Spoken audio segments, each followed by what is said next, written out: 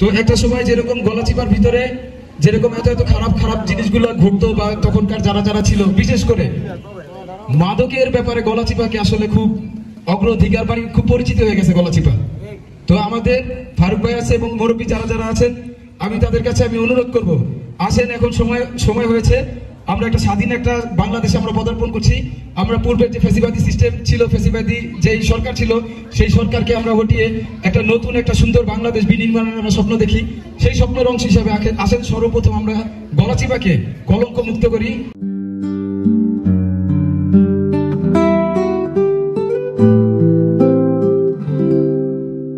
মাদক থেকে দূরে থাকার মাধ্যমে পাশাপাশি এরকম যে সুন্দর সুন্দর খেলাধুলার যে আয়োজন হচ্ছে, এই সমস্ত খেলাধুলার আয়োজন আপনারা প্রতিনিয়ত করে যাবেন। আপনারা খেলাধুলার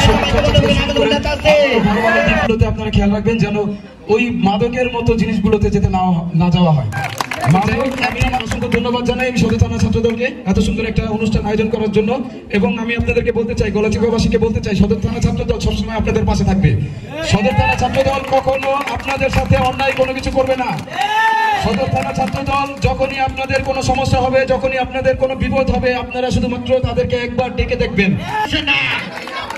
ভয় করি না বুলেট বোমা, আমরা সবাই রাজীব সেনা, ভয় করি না বুলেট বোমা, এই রাজীব ভাই ভয় নাই। আজকে যে এই বাইকটা আমি হাতে পেয়েছি, ঠিক আছে, এটার মধ্যে এই আপনাদের সামনে যে দাঁড়িয়ে কথা বলছি, আপনাদের যে ভালোবাসা পেয়েছি, সেটা মাত্র একজন ব্যক্তির জন্য এটা কাম্য হয়েছে।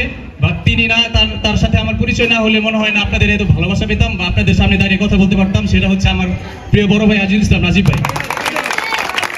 আপনারা জানেন সামনে নারায়ণগঞ্জ মহানগর ছাত্রদলের কমিটি হতে যাচ্ছে, সেখানে আমাদের লিডার আমার বড় ভাই সভাপতি পদপ্রার্থী। আপনারা সবাই আমার বড় ভাইয়ের জন্য দোয়া করবেন। এখন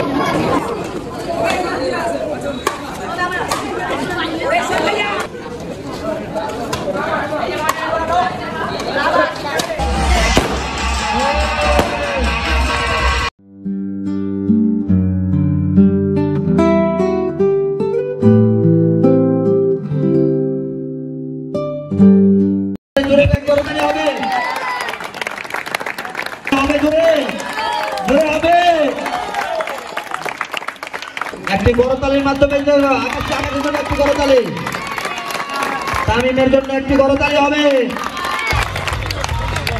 একটি করতালি হবে।